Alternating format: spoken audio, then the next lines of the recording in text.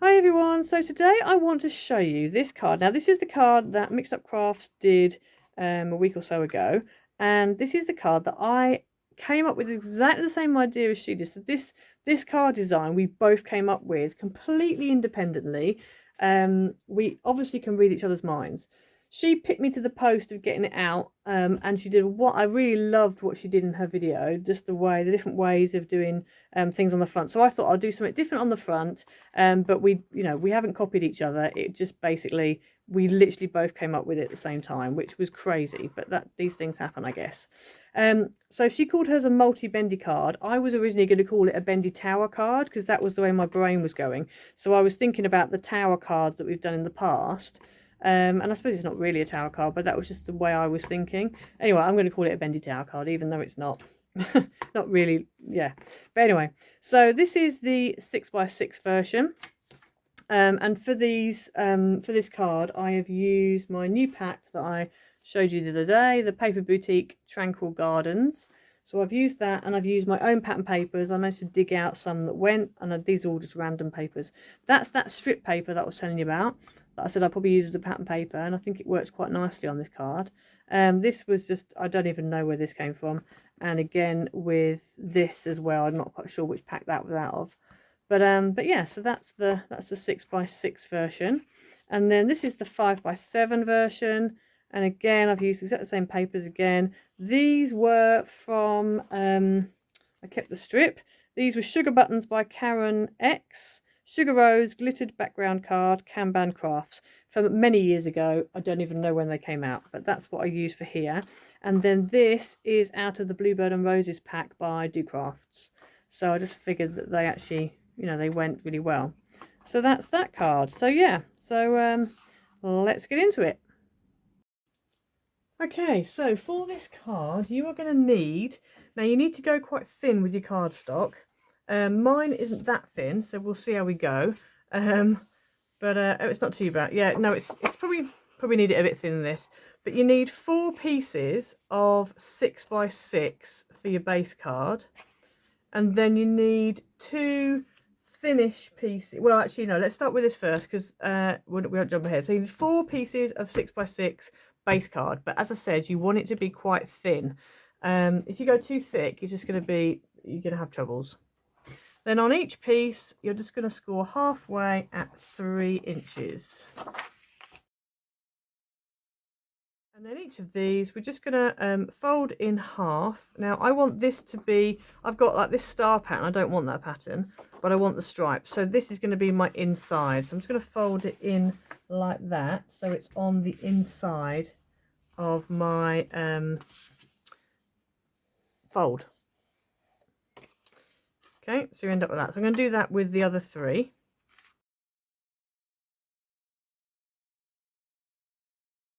Okay, so you should end up with 4 pieces that all look like that. Now, you can either decorate it and then stick it together, which is a bit easier, or you can stick it together and decorate it. It depends what you want to do. So, for example, on the one that I did with this one, the suspended book fold one. Obviously, I've got this panel on the front. Now, I'm going to do something different to this time round. I've actually made a 5x7 version of the one that I'm planning to do today. But because I didn't want to cut an aperture in the middle, I wanted to do something different on the front. It does then mean that you might want to wait and stick it on after. So what I'm going to do, I think, is I'm going to stick on the paper. So on 2 of these. So the side pieces, so the equivalent to this bit here. In fact, let me just show you the 5x7 one, and I'll talk you through the measurements in a minute. So this is the 5x7 one that I've done. So this is what I'm planning to do on the front. I've got this square topper, and I turned it on its angle, and for a 5x7 it works really well. So it sits, nice and flat like that if you want to flatten it for the envelope, but then it also pops forward nicely. And on the back, we've just got birthday wishes on the back. So what I'm going to do is I'm going to stick the pattern panels that we've got here on the sides. I'm going to stick those on first, and then I might stick one of the pattern panels that I need to for the back, but then I'm going to hold off on the front because I just need to work out what I'm doing on the front. I probably will stick them on, but I think I'll do it at the end because then I know what I'm doing. Okay, so we're going to do those inside pieces first. So for the inside pieces, I've chosen the This is the borders. This is actually the borders that comes in that pack. The the Tranquil Gardens Paper Boutique pack. So these are supposed to be strips you cut out, but I thought I'll use it as pattern paper. So I'm going to go ahead and stick these on the inside, there and there, and also on that one. So you need 4 pieces that are 2 3/4 by 5 3/4. Okay. In total, you're going to need 8. But if you want 2 different patterns, you need 4 of pattern A and 4 of pattern B. So I'm going to go ahead now and I'm going to stick these 2 on there.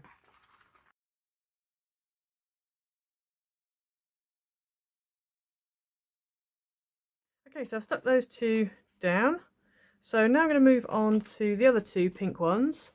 So on these, I've got a different pattern. So I've got this spot pattern.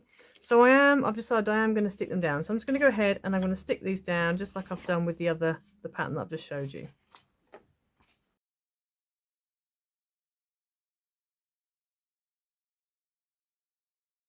Okay, so you end up with 4 pieces, 2 pattern A and 2 pattern B.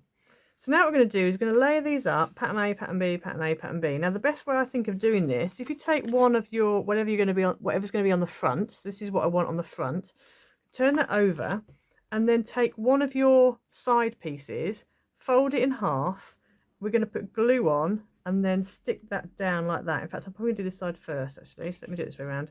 So I'm going to glue this bit here. And then I am going to stick that down with it folded in half.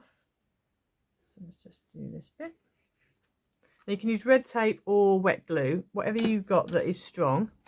And then I'm going to take this, I'm going to make sure this marries up with the edge, lines up with the edge, but also, more importantly, the middle piece. It's more important that your middle score line lines up with the score line in the middle of your card. If your card is slightly bigger, so I've got a little bit of a white edge there, that's fine because I can trim that off, but I can't change this middle piece. So what I'm going to do quickly, because that is the case there, I am just going to quickly trim that little extra bit off there now before we go any further. Okay, so I've gone ahead and I've just trimmed the little white edge that we had there off. So then we're going to turn that over and we're going to bring this one in. So this is now folded over like that.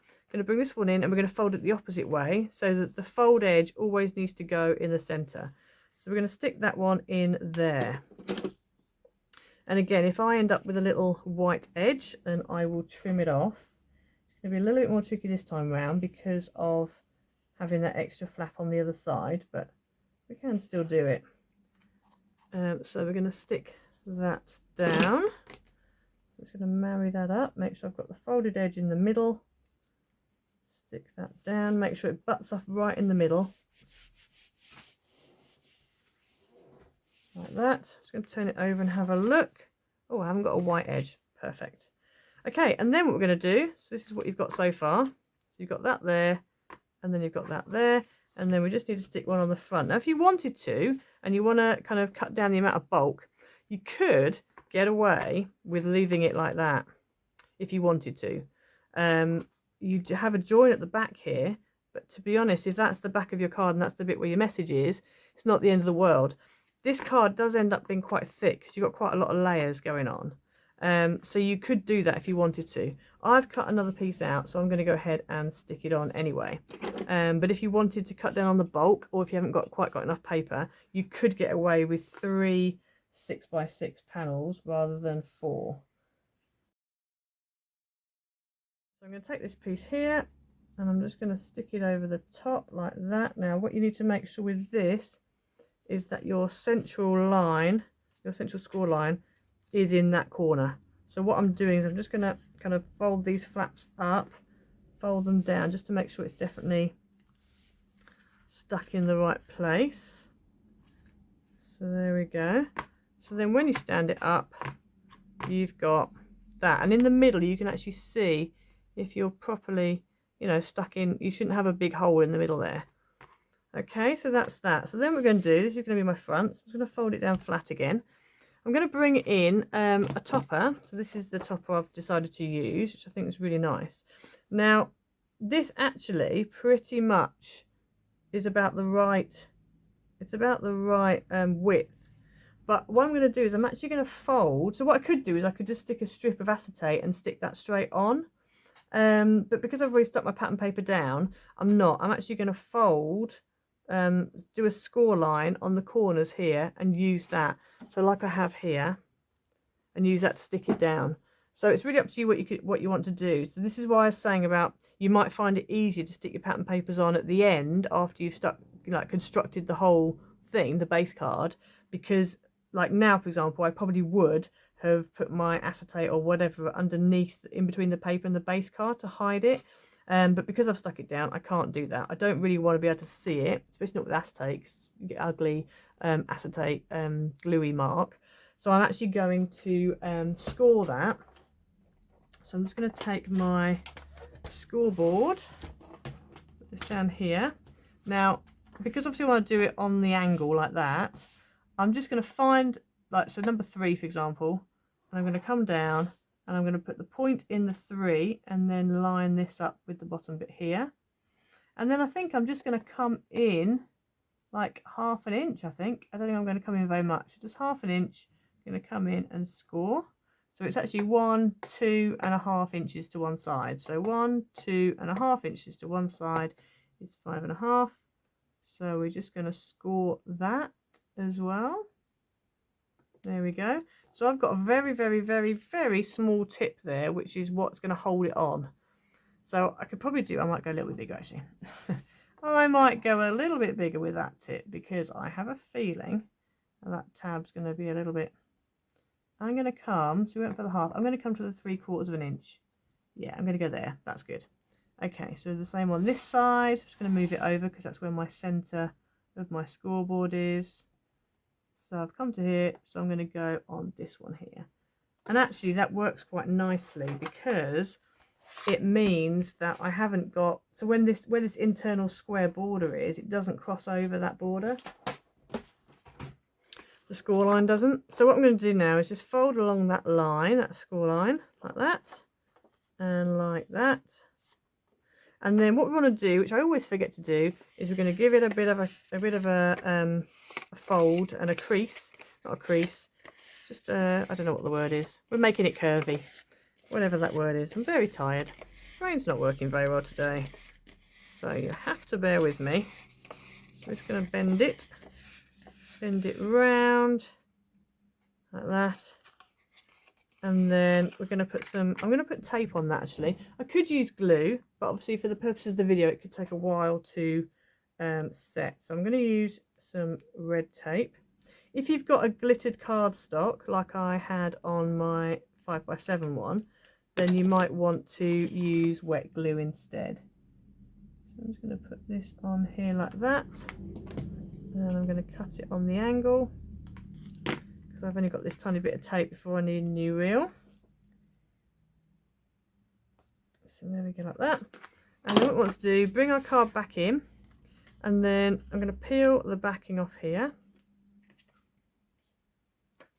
And then I'm just going to fold that under.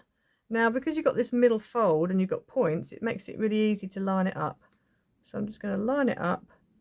Make sure I'm happy, and then stick that down there. And I'm going to do the same on this side. Now, as you can see, that does mean that you've got quite a bit of a gap there. So that's why I think I probably would have preferred to put it on a strip and then stick it behind the pattern paper. But it's fine. So then if we just bend this forward, so that's what you end up on the front. It looks okay though, I don't mind it. I might do a little something there, I don't know. We'll see.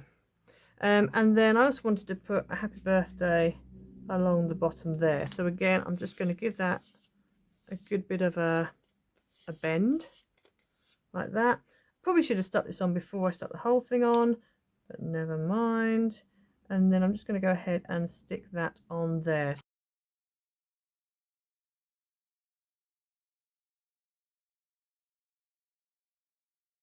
That's the front of my card. Like that. Okay, now as I said, I do need to put something on the edge there, so I'm going to sort something out for that. Okay, so for the back, you need a piece of base card that's 5x6. This is a little bit pinker than I wanted, but it's fine because you're going to see an edge of it. And then you want a 4 3/4 by 4 3/4, either a white piece or something pale. This is going to be what you're going to write your message on. So the piece that is 5x6, you're going to score it along the long edge at 1/2 inch. So along the 6-inch edge, you're going to score at 1/2 inch, turn it round, and then 1/2 inch again. Or 1/2 inch and 5.5 inch, however you want to look at it. Okay, so once you've folded it, you're going to just, not folded it, scored it, you're then going to fold it like this. And then you also need to put a nice curve in it as well, which is the bit I always struggle doing. So you're just going to give it a nice kind of curve.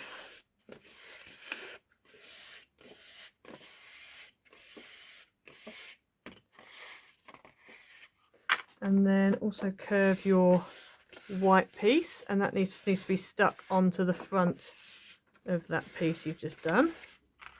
So that's going to be stuck on there like that.